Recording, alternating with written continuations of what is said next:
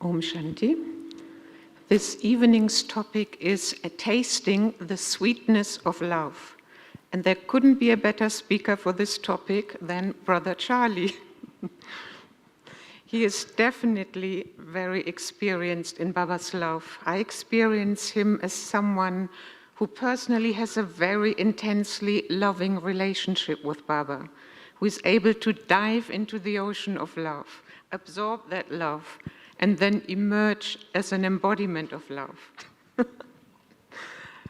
And Charlie's love story with Baba began in the early 1970s in London with Daddy Junkie. Then he went back to Australia and I'm not quite sure about your responsibilities, but in that whole region, Charlie carries huge responsibility. And I personally never get tired of listening to Charlie talking about love. So, tasting the sweetness of love. Enjoy it.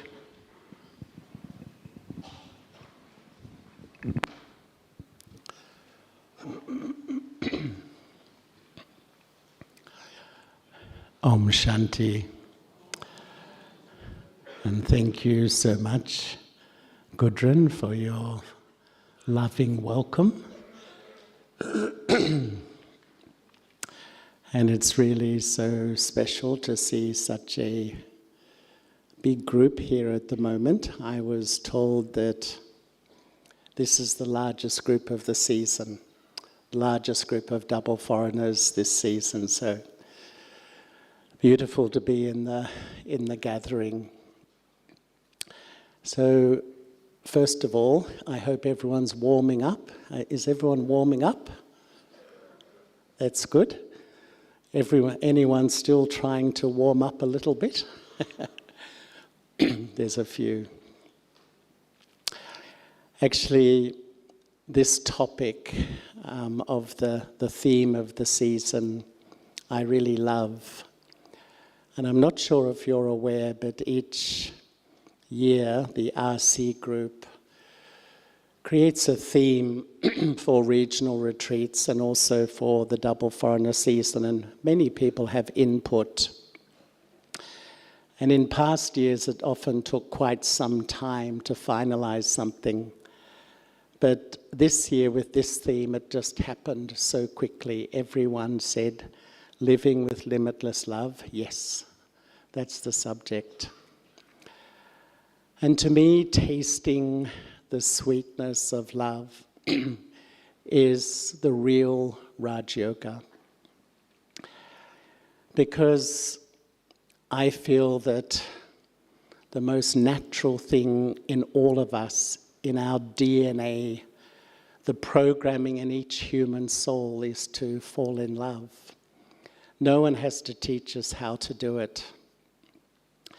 And the more I go on in my journey with Baba, I feel this is the method of Brahma Baba, of Mama, of the daddies. And I often mention this these days, that I feel that this life is really to naturally fall in love with Shiv Baba. And that is the seed that my entire Brahman life is built on. Because I feel when I naturally fall in love, and I really have that sweet taste inside myself, then I naturally remember. It's a natural consequence of love that I remember the one I love. And when I naturally remember, I naturally transform. When I'm remembering the one who is incorporeal and egoless, almost automatically that process begins within me. And when I naturally transform, I naturally serve who I am as a person. My vibrations, my face, my drishti, my presence just naturally uplifts and transforms the atmosphere. And love is really a universal language. And I think in all languages, is there a subject that has been written more about than love? I don't think so. In all languages, is there a subject that has been sung more about than love? I don't think so. In all languages, is there a subject spoken more about than love? I don't think so, because it's the pinnacle human experience and the most life-transforming human experience, the taste or the feeling of true love. And this is why I think it's Baba's main subject. And once a sister was telling me that she researched all the Avyakt Mulis, and in her research she said that the main subject that Baba talks about is love. Because I feel it's the seed of a natural process of change in this confluence age. And the sanskara of bhakti and devotion is, force, effort, pushing myself, etc. And once Daddy Janki said something which really has always remained with me, that the ultimate result of all knowledge is to be completely loving. Do you love that? I do. In other words, when I absorb God's truth into the core of my being, how does it come out? Do I become a great philosopher, a great intellectual? Or how does it come out? It comes out as love. It goes in as truth, and it comes out as love. And I remember once we had a conference in Melbourne. It was the World Parliament of Religions. I'm sure quite a few of us have attended one of them. And Daddy Janki came to the one in Melbourne, which was, I don't know how long ago, but maybe 14 years ago. And she was in a session with a lot of religious leaders. In fact, she was in many sessions. And I remember in one of the sessions, one of the speakers said there's three things. There's information, knowledge, and wisdom. And he said of himself, I have a lot of information, a little knowledge, and no wisdom. I think he was being quite humble, really. But if you Google the word love, which I've done a few times, you get billions and billions of results, hundreds. It's just unbelievable. So it shows you that, it tells me a lot, just the yearning in life for love. Knowledge, there's so many ideas, theories, beliefs, psychology around love. But the wisdom of love is really to taste the sweetness of love and express it in life. And I honestly believe there's no more beautiful life than when I'm really in love and sharing love. That, I think, is the feeling that I don't need anything. I have everything I need. I feel completely full. And Baba has sometimes said that love is the greatest attainment. And if I observe my own journey, and what I really love about our life with Baba is that sometimes I sort of feel I'm slightly detached from myself, watching my own process, my own journey, my own inner learning. And in doing that, observing my own responses and reactions to all sorts of things in life. But what I do observe is that when the heart feels love, when you sometimes sit in Baba's remembrance and there's just that incredibly sweet taste of the purity and truth of belonging to Baba, I find my whole inner world sort of softens. It just cools down, it softens. I feel so easy about things, so relaxed, content, I would say. And there's no doubt my attitude to others changes. I think my attitude becomes a lot more understanding and compassionate. And, sometimes I think that the most powerful thing is a loving heart. A loving heart can break down barriers, fill empty hearts, heal hearts in pain. And a truly loving heart can touch places in people that nothing else can touch. It's an incredible power. And I sometimes think when I see Baba up on stage, what is it that, 35,000 people, whatever, come from all corners of this country and the world? It's Baba's love that is the great attraction. And yet on the other hand, this observer of the self, and observes sometimes that if the heart lacks love, my observation is the mind can never rest. It's almost like there's an agitation.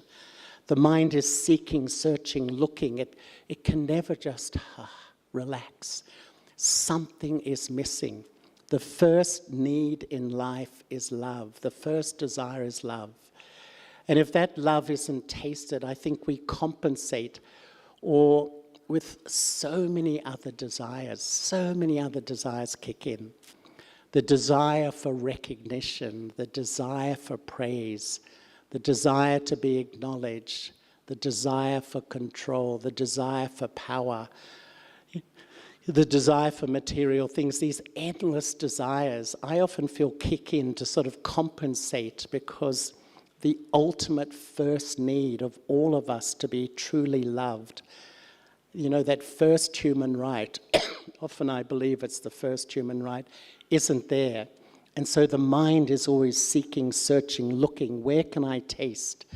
Because all of us are old souls. And it's written in our memory track, the perfection of love. Each one of us has tasted the absolute perfection of love. And that's why this constant journey to find that. And in a sense, when I started, one of my first experiences was just feeling that incredible love from Baba. And the first thought that came to my mind? I've come home. Home is that place of belonging with Baba in that sense. And yet, we live in a world with so many crises, and how many crises are there? We read about them every day. Environmental poverty, violence, there's numerous lists of crises. But sometimes I think that the greatest crisis is a lack of true love. And this crisis sort of flows into all our relationships. My experience is, wherever you go in the world, scratch the surface of people, and inside is this so many stories of hurt and pain around a lack of love in life, or a perceived lack of love and fulfillment in life. There's so much hurt around this. And if you really look at this time in which we're living in the world, it's the first time in human history that we're seeing the breakdown of the family, as far as I'm aware. Thank you so much. Thank you. I'm afraid my throat's a bit like this. It's the first time in human history we're watching the breakdown of the family. And what is the family? The family is that social support unit that, provides nutrients to my heart, that love, that belonging, that care, that comfort. It provides that nurturing atmosphere to really hold the heart. And yet the family is breaking down. And so many people, I'm also amazed sometimes that we live in these huge cities, these massive cities, tens of millions sometimes, and yet so many feel so alone, so disconnected. And yet there's people everywhere around me. But even mental health, there's so many reasons, and even this morning there was a session. But I remember once Daddy Janki saying, I asked her a question about mental health from a spiritual perspective. And she said, there's two reasons: a lack of love in this life and a lack of love in a past life. Well, there are many other reasons, but really I feel there's so much truth in that when the soul isn't nurtured or doesn't taste the sweetness of love, it distorts my thinking, it distorts my perception of almost everything, myself and my relationships with others as well. And so, so many crises that, we experience as a result of really a lack of true love, a lack of experience of quality love in life. And So we really yearn for that purity of love that Baba provides. But what sort of love did we receive? Because we have this memory of that perfection of love, and yet often in this life, it's been anything but that. And we do receive love, but it's quite polluted. It's a polluted sort of love. And one of the main sort of types of love all of us have experienced is conditional love.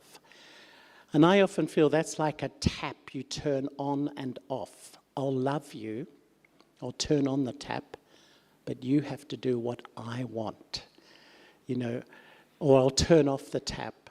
And so it's like love that comes with a whole lot of conditions and clauses and sub-clauses.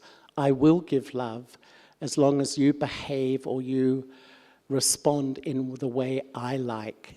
And so the result is, it is love, but love with a lot of control and manipulation. Or even selfish love. And I think even Baba talks about this a lot. Baba once said that if we don't like somebody, it's a form of selfishness because they don't behave in the way I like. I have a sort of perception of what is good behavior and how people will be. And when they don't match up to that level, then Baba said, I have a dislike of them. But sometimes I also think that when there's no love inside, all I can think about is you loving me. So my whole life is that you have to provide my needs. And so sometimes there's such high expectations. Some people have such high expectations of how you should be caring for me, you should be loving me, and are almost permanently disappointed because no one can really live up to that expectation. Even, I would say, superficial love, which I think, is so much a part of the world in which we live. Sometimes I used to think of relationships like an iceberg. Not that they're cold, but, the old iceberg theory that 10% above the water and 90% below. And so in a sort of the superficial world, we see the 10%. Oh, I like that. That looks nice, and we're attracted to that 10%. But what happens as you get to know people? What's the old saying? Familiarity breeds, it's a horrible word, contempt. It's a very strong word. But as we get to know people, the 90% below the water, the personality, the real nature of other people starts to move towards the surface. And then you start to feel, oh, I'm not sure I really like this. And then we blame them, rather than realizing my sort of superficial or body-conscious approach. I didn't really see the whole person or understand the whole story of that person. Even, I would say, dependent love too. Sometimes I think the biggest challenge for most of us has been to really have a genuinely stable, sustainable, loving relationship with myself. That seems to be the biggest challenge for almost the whole human race. And when I can't love myself, I become so dependent on you providing the love for me. And sometimes those relationships become a little bit like a love-hate relationship. I love you because you're giving me support, but I've lost my freedom within this relationship. And so we do receive love, but it's been so sort of mixed and polluted, and yet really, I think, we search for true love. And sometimes I feel the subtext of human life is this search to find that quality of love that I remember from last cycle. Even in a family, in relationships, there's still this search to find that quality of love. And what do? What have we done in our lives? We invest our heart in relationships. It's the most natural thing to do. We all do it.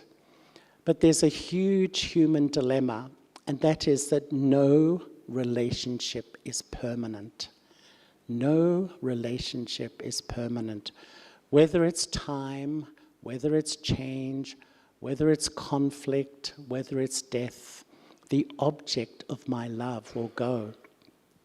And that's why I think we've developed so much fear and insecurity around love. Whenever I come into a relationship, the subconscious mind, the sanskaras of the past kick in. So much insecurity about losing this love or fear of loss of this love. And I think that this is why all of us, I feel for me, when I came to Baba, it was such a powerful experience that the one relationship that's permanent is the relationship with Baba. And to me, this is such a seed of the deep healing that Baba is always there. Baba is always there. And I begin to learn how to access that unlimited source of love at any time, whenever I need to. There are three sources of love, I feel. There's from myself, from Baba, from God, and from others. And before we came to Baba, most of us, I think, had this struggle with this relationship with myself. So most of us, I feel, didn't have a very loving relationship with the self, often a very negative relationship with myself. So not much love coming from me.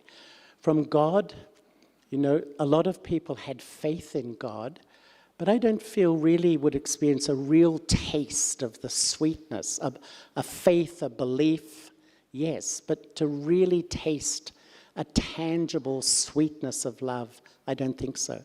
So my one source of love was my family and friends. And if there was some upheaval in the family or conflict with a friend or a partner, it's like my whole life goes into chaos. And this is, I feel that what Baba has come to do is to put down two powerful anchors that make me so stable. And that first anchor is to have a loving relationship with myself as a soul. This is really the first step of true spirituality, to have a deeply loving relationship with myself as a soul. And the second, a deeply loving relationship with Baba, the Supreme Soul. And when I put those anchors down, it's like a platform that cannot be shaken. And to me, this is Baba's method to really make us unshakable and immovable, because those two relationships are permanent. They are always there. No matter how much changes around me, no matter how much people change, personalities change, there's opinions, whatever goes on, when I do the work to create that loving relationship with myself and that loving relationship with Baba, it's like I create this deep foundation that I start to build a real inner stability, and the fear and insecurity of losing this love starts to go. And so this search for true love, we come in front of Baba and we really begin to taste it. And I remember once when I was about 30 years, I was when I had my 30th birthday, we were in the Diamond Hall, and Baba asked all the double foreigners who've been in Gyan for 30 years to stand up. So we stood up, and Baba gave us drishti and said some nice things. And then Baba said, set a date for perfection. And afterwards we were talking, this little group, how do you set a date for perfection? You know, it's interesting, isn't it? Because I think Baba wants us to have such an aim, a clear aim of where I'm going, because I think the bhakti sanskara is just to turn up at the temple, you know, just go through the motions, turn up for the muli. I'm just sort of going along. I just sort of go along within my Brahman journey. But Baba really wants us to have a tangible aim. But then we began to talk about perfection.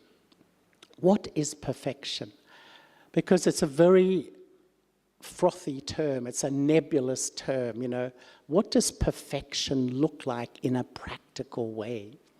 The next muli, Baba said something like, love in the heart is the easy method to become complete and perfect. Love in the heart is the easy method to become complete and perfect.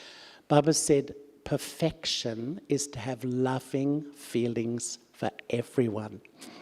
I mean, that's incredible, isn't it? We live in a world with 8 billion human souls. Every single one has a different set of sanskaras and perceptions and behaviors. And yet, Baba is really encouraging us to reach this place that I can interact with every single human soul with a loving feeling, which is almost the opposite of how most of us were, where we found ourselves constantly internally reacting to people and behaviors. And then Baba went on to say that the qualifications of a soul with self-respect, and Baba said, the one with self-respect can respect everyone. The one with self-respect will be humble. The one with self-respect will be loving and loved by all. Baba said, to the extent I have self-respect, I will be loving and I will be loved by all. And then Baba went on to say, not just loving to some, but loving to everybody. I remember this muli so well. And then Baba said, Baba is the one who loves everyone the most. Well, we all know that. Baba loves everyone the most. And then Baba said, follow the Father. Have loving feelings for everyone. And you know how sometimes Baba would speak and then have silence. And then Baba said, hold the specialties of everyone in your attitude. So in a sense that the feelings that we're giving to others, you know, the feelings of belonging, the feelings of respect, the feelings of care, those feelings are conveyed through my attitude. And then Baba went silent once again. And then he said, love in the heart is the foundation of Brahman life. Love of the heart is the foundation. Then he went silent again and gave drishti, and then he said, do you have so much love for the Brahman family? Are you loving? Are you loving to everyone? Do you think this is my brother, this is my sister? Do you give the feelings of belonging? I remember how the way Baba was doing this, and it's like Baba taking us back to who we were originally. We have all lived in an environment of absolute love. We've all got our sanskaras of the golden age. And Baba's coaching us to return to that place, because I find for me, in this self-observation, even if I'm slightly critical, negative about somebody, deep down, love for myself reduces. You know? It definitely goes down, because somehow I know it's against my truth. My truth is to have those feelings. And yet, sometimes when I get caught in the critical feelings, and even more so when I start to speak in a negative way about others, watch the effect on your relationship with yourself. There's no doubt it affects how you feel about yourself. You don't feel so good about who you are. And in that muli, Baba also said something like, the reason you labor in Brahman life, sometimes the reason is just sort of tough or hard work, it's laborious, even a bit boring, is a lack of true love. And when you really think of it, how do you feel when you taste that sweetness of love? It's almost like a natural enthusiasm. You know that it's a natural enthusiasm. It was really amazing how Baba was saying that. And sometimes I've reflected on all those words of Baba and really where he's taking us. He really wants to take us to this sort of state of, tasting the sweetness of love and sharing the sweetness of love. To me, that is the most beautiful life and a very powerful thing. And in the 4 subjects, I think, in a way, they're all taking us to this place of true love. Sometimes I think, what is meditation? What is meditation? When we teach others, we give a very technical explanation. To me, the most simple form of meditation is to become a little child and sit in front of Baba and allow myself to be completely loved. Completely loved. Nothing makes me stronger, healthier, and happier when I taste that feeling. Then what is knowledge? Knowledge is observing, once again, this gentle observation of my inner process. Where do I block that love? If I have found the love I've looked for half a cycle, if I'm sitting in front of the lover of the soul, which all of us have, searched for so long, and I can't really feel that love, I wouldn't panic. I think it's our journey, because there's such a deep sense of inferiority, a deep sense of not being pure enough, a deep sense that I'm not good enough to be loved by this being. And to me, this is the deep work of Brahman life, to really start to remove these blocks that I hold in myself so that I can taste that perfection of love. And then the transformation process, I feel, really is a natural consequence of feeling that love. And it's deep. We all know it's deep. Sometimes I'm sitting in front of Baba and I can feel dry. And yet if we work at it, and I think this is something that is so important, to really feel it's my right. I sometimes feel Aviyak Bap Dada, when he comes, he is just trying to give us so much love and tell us, children, you have a right to everything I have. It's my right to be loved. But this sanskara of bhakti, the sense of inferiority, the sense that I'm not pure, the sense that I'm not good enough, is so powerful. I'm sitting in front of the love I've looked for, and I can't taste it to its full extent. And this is our journey. This is our journey, to really remove whatever is there and taste that quality of love. And what is service?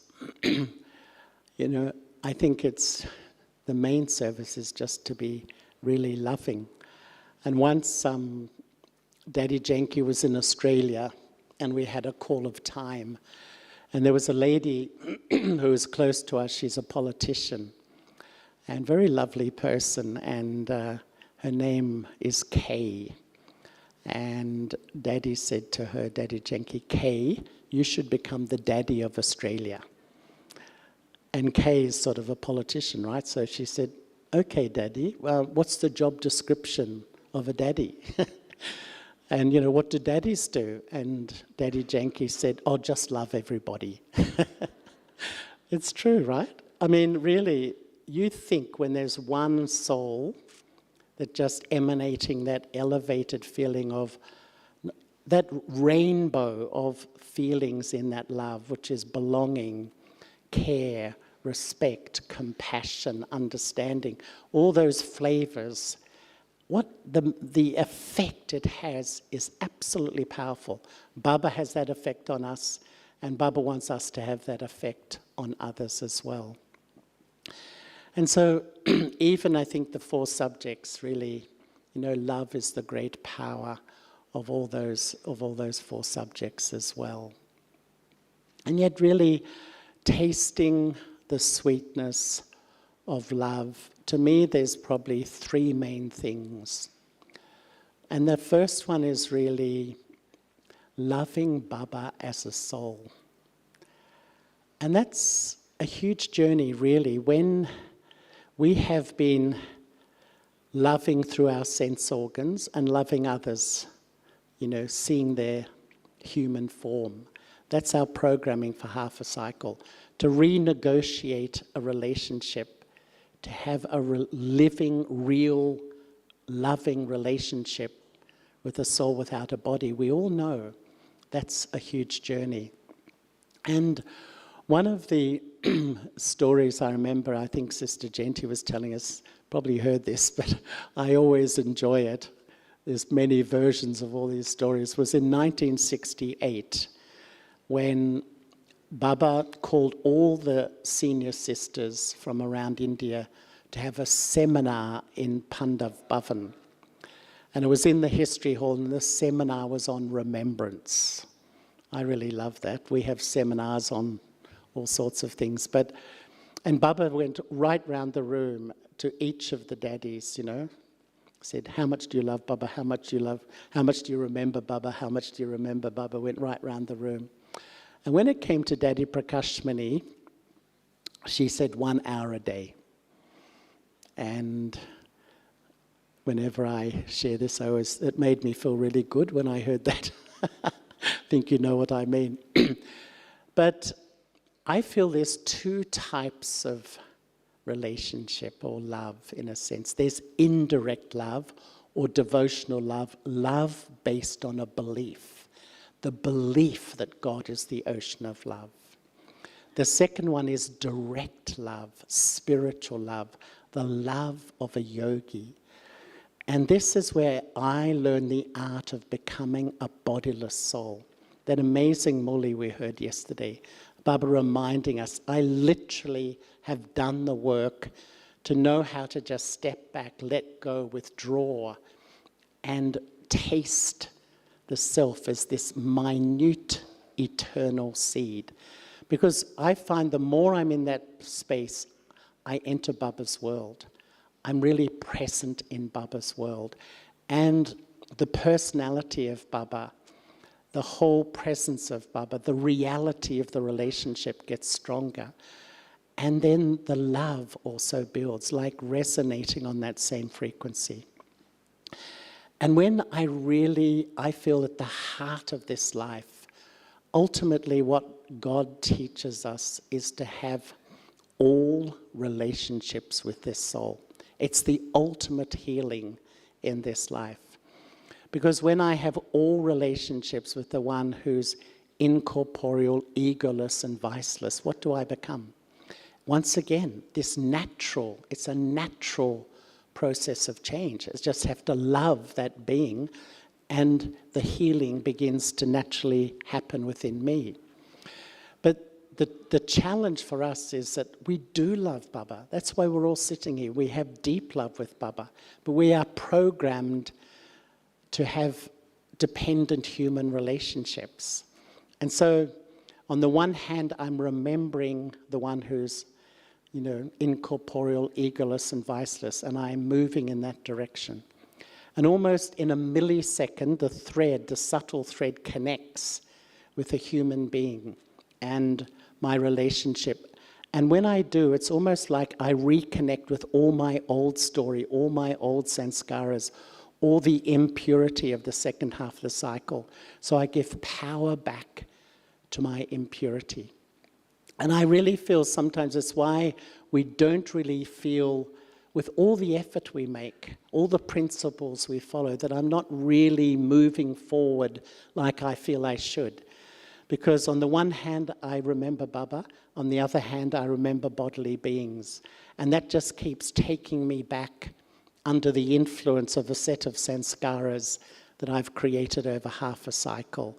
And empowers, it's like it gives power back to my body consciousness. So it's like, 2 steps forward, 1 step back. It's like I don't feel I'm moving in the way that I really would like to.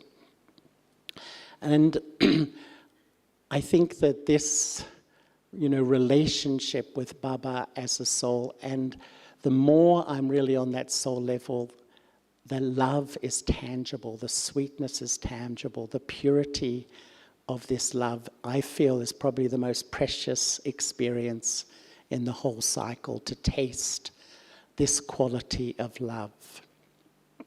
But the second step is really loving myself as a soul too. And this is, I feel, first we love Baba. And when we really taste that love, that starts to change the dynamics of my relationship with myself. It's such a huge subject, reforming this damaged relationship with myself. And when I'm body conscious, it gives birth to two children, the ego of superiority and the ego of inferiority. And the law says that the more ego, the less love. Really, the more ego I have, the less love I experience in life. And what is the role of ego? What is ego's part? I feel the role of ego, it makes you feel separate. It makes you feel you don't belong. It whispers in your ear, you're not wanted, you're not good enough, It has such a powerful effect. And often it's just had such an effect on me that I feel separate from my true self. I feel separate from Baba. I feel separate from truth. I feel separate. I just feel disconnected and separate. That's the part that ego has played. And love is the part that dissolves. And I think Baba's way is I don't have to try to dissolve my ego. I have to really fall in love. And the more I love, automatically almost the ego, the part of ego that always tells me you don't belong, people don't want you, you're excluded. There's feelings of disconnection and separation, which creates so much unhappiness and sorrow in life. And when those feelings come, often we think they're real. I'm convinced they're real, but actually most of them are creation of my own body-conscious ego that we've all collected. And the more I have love for Baba, those feelings start to reduce within the self. And I feel, much, I think, closer to Baba as well. And then the third thing in tasting the sweetness of love is that to have those loving relationships with others. And to me that it's in order. First with Baba, second with the self. I've laid the platform. And then I can really create these loving relationships with others. And as Baba was saying, perfection is to have loving relationships with everyone. And I've thought a lot about this, and one of the feelings for me in the last few years is this time we're coming into is the final period of the cycle. I think we all feel it. And I feel probably the most powerful virtue to help me at this time is to be detached. But Baba's detachment, to be detached and loving, or loving and detached. And I remember once Baba said, to be truly loving, you have to be detached. Because detachment protects my ability to love. Because when I'm detached, I can love you when you're good, you're easy, you're light, you're happy. But when I'm detached, I can also love you when you're going through your challenging times too. I'm consistent. So it's not that I love you when you're good, and as soon as your behavior changes, I change my feelings towards you. And this is why we love Baba, because Baba's love is consistent. No matter how much we fluctuate, Baba's love is consistent. It's always there. And one of the expressions I find really fascinating is when Baba says children create a loving intellect. And this is completely different from a body-conscious intellect. A body-conscious intellect is very emotional. It's an intellect that's absolutely deceived by the waves of emotion. Something happens and this wave of emotion comes through and my whole head changes, my whole understanding of somebody or a situation is completely deceived by emotion. Because a loving intellect means love based on truth. Love based on truth. And so when I have a loving intellect, I know your goodness. And even if you fluctuate, go up and down, I maintain that vision. And I think that's what sustains so many of us, is that Baba's drishti on us is constant. He knows, he sees deep, he knows the value, he knows the beauty. And no matter how much we may fluctuate, Baba's drishti remains stable on the beauty within the soul. And this is what Baba wants us to do. And I feel that if we have that spiritual power, and there's no doubt, it takes a lot of spiritual power to know the value of another and train myself to see that part in that person. I think we can't underestimate the incredible influence that drishti can have on another person. And, you know, to have these loving feelings for everyone. I don't know your observation of the daddies, but all of them I found their last few years, they just, you know, had so much love. You know, even when I started, they were quite strict often, but I found after a while, they just became so loving, just completely loving in their final stage. And that love, I think, had an incredible influence on everyone. And really this morning's Muli was really special, I found, when, you know, Baba was reminding us, you know, to love others as souls. Now that sounds the most simple thing, you know, oh yeah, we know that. But what was Baba saying, you know, we're not sisters and brothers, we're souls, you know. How deep is the name and form, the impression of the name and form on us? And yet we are all souls. How much in all these years do I really see the soul?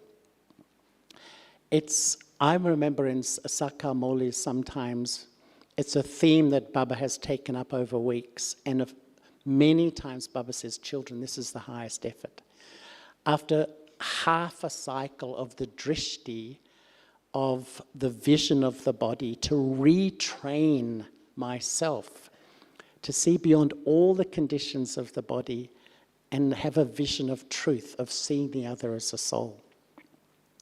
And when I look at my journey, I think when I started, I just used to imagine the soul, you know? You see the body really quite body conscious, but you imagine a little spark sitting somewhere in there. I think you all know where I'm coming from. And then the more you experience detachment from your own body, you taste the feeling of being a bodiless soul. Then you start to see the bodiless soul, more detached from the body and the conditions of the body. But I feel, for me, what really shifted this vision on others was trying or seeing the incorporeal soul. The soul is a distinct energy from matter. It's completely different.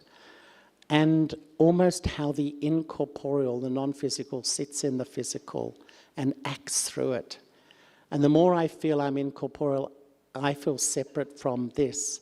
I can see you separate from your body too. And then I began to experiment, not only trying to see the other as an incorporeal soul, and that incorporeal soul has no label of gender, of color, of age, nothing. It's amazing. It's beyond all those conditions. And then to begin to think that within that incorporeal point is an eternal part which is never, ever going to change. And sometimes when I think that, why am I reacting? Why am I taking sorrow? The part is the part. And it's like, if I don't accept it now, I'm never going to accept it. And I sometimes also feel that, you know, if I find it hard to accept other people and their parts, their behavior, I think often it is related that I find it hard to accept my own part still too. The more I feel completely comfortable, I accept my part in this eternal drama. Not only accept I enjoy my part, I can start to accept everyone else's part. It's a play, it's a game. Everyone is this eternal point with this eternal part. And when I have that sort of vision of knowledge, that vision of wisdom, I can really begin to accept others. And I feel it's a decision in Brahman life, a very important decision, to have this decision that I'm going to see the value in everybody. And that this is one of the deepest changes or self-attention, because the habit is just to go to the weakness, go to the defect, go to the memory of what they did or what they said or what happened. And yet to really see the other's qualities and positive things, I think is probably one of the most powerful ways to enjoy Brahman life and be happy. It's like a decision. Everyone has a set of weaknesses, everyone has a set of shortcomings, defects, we all do. But everyone has their original qualities and their beauty too. What am I going to focus on? And that decision to decide I'm going to actually see the value in others, that love, that loving drishti, that sweetness, that I think has a huge effect on my experience in Brahman life. And I remember at Daddyji's funeral, a whole lot of us went into Daddyji's meeting hall, and people were sharing stories of Daddyji. It was just magical. And little Mohini came, who was her Brahmani for so many years, and shared the same room with her. And she said that Daddy never spoke badly of anybody. And I thought, wow, amazing, you know, that she said she shared a room and Daddy only saw the good in other people. And to me, that is such an important step to really putting myself in a place to taste the sweetness of love in relationships. Because the law of life really says, if you give love, you will receive love. That's the law of life. And it's like a blessing. We receive the blessings from the hearts of everybody. And so love is an incredible power to me, the great power of the confluence age. And that seed, once again, is to really taste, really fall in love with Shiv Baba. That's probably our biggest challenge in this journey. How do I do that? And that's our constant learning. So, Om Shanti.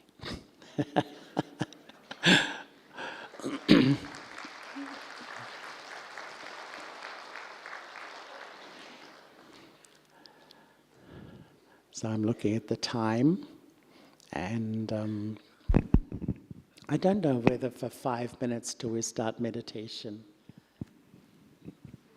Thank you so much, Charlie. Absolutely beautiful and true. Are there any questions? There are 5 minutes.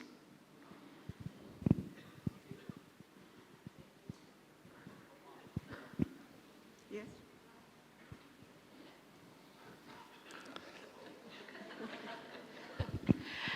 The Murli that you were quoting, what's the date of that Murli? If you remembered it so well. You know, I'm one of those, I don't know what you're like, but I'm so good at memory of some things and I'm so hopeless at some things, and dates,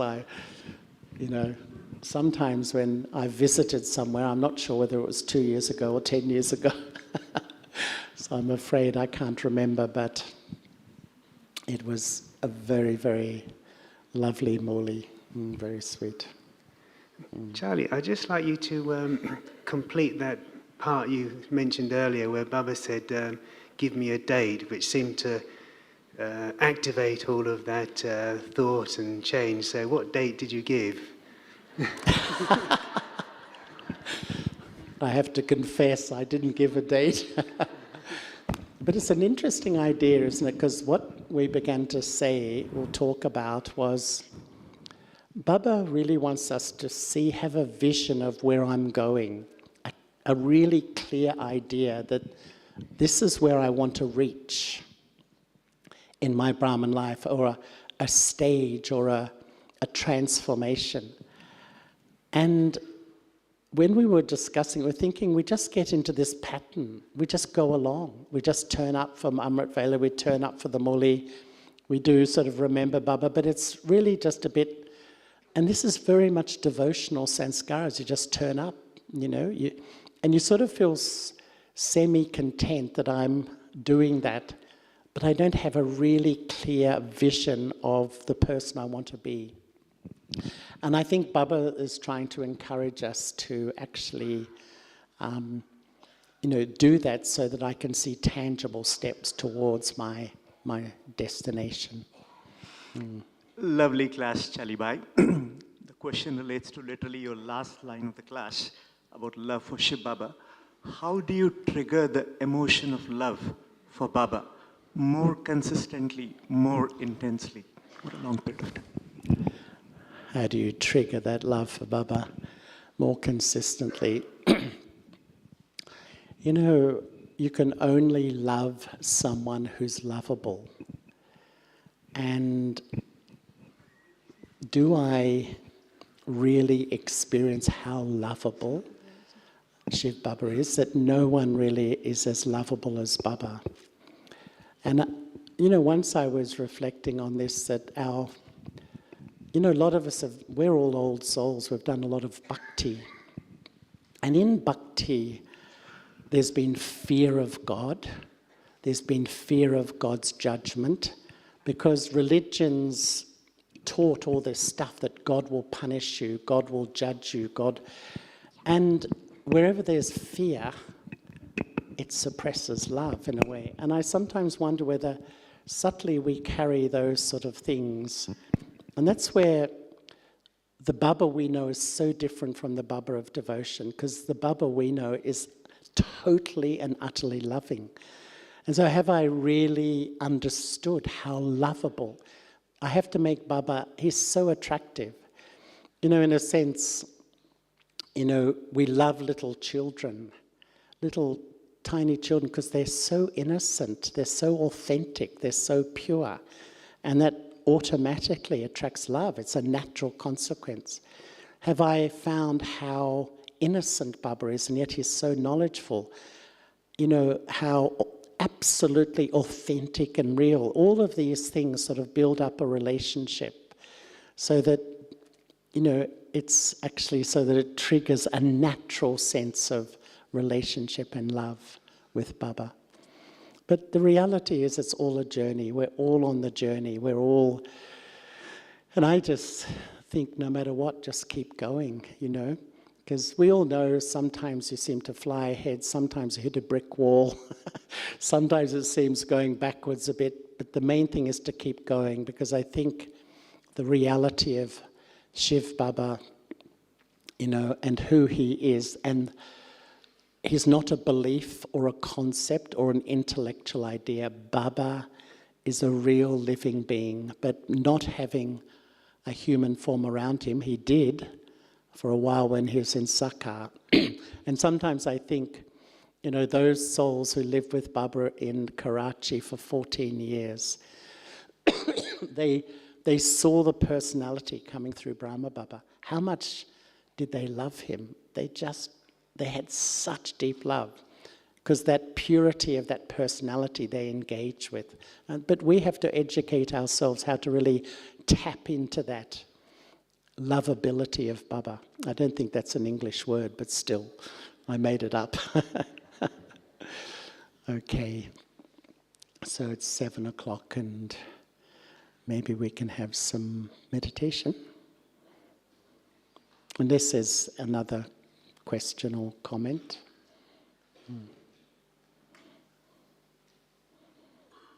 Okay, so let's have some meditation.